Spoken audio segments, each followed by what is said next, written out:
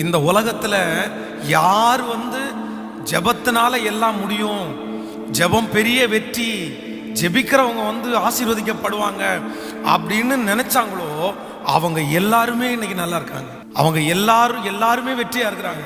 நீங்கள் மோகன் சிலாசரஸ் ஐயாவை பாருங்க. ஜெபகோபுரம் கட்டப்பட்டிருக்கிற அந்த இடம் அவர் ஃபர்ஸ்ட் ஊழியம் செய்யும் போது அது ரொம்ப அவுட்டரான இடம். அந்த இடத்துக்கு யாருமே வரமாட்டாங்க. அது ஒரு பெரிய காடு. ஆனா இன்னைக்கு அங்கேயே ரயில்வே ஸ்டேஷன், அங்கேயே பஸ் ஸ்டாப், நிறைய பஸ்ஸினுடைய போர்டை இயேசு விடுவிக்கிறான்னு போட்டு தான் ஓடுது. என்ன அப்படின்னா அவர் ஒன்னே ஒன்று சொல்லுவாரு, ஜெபத்தினுடைய மேன்மை என்னன்னு தெரிஞ்சதுனால இன்னைக்கு உலகத்துல இருக்கிற ஆயிரக்கணக்கான பேரை அவர் அங்க வர சொல்லி அங்க சாப்பாடு கொடுத்து ஜெபிக்க மட்டும் சொல்றாரு. அவங்களுடைய ஊழியத்தினுடைய வெற்றியினுடைய ரகசியமே ஜெபம் தான். இன்னைக்கும் அதை ஃபாலோ பண்றாங்க. அதனால உங்களுடைய வாழ்க்கையிலே இனி உங்களுக்கு வெற்றி மேல வெற்றி வரணும்னா நீங்க இப்ப ஜெபம் பண்ணா தான் அந்த வெற்றி உங்களை தேடி வரும்.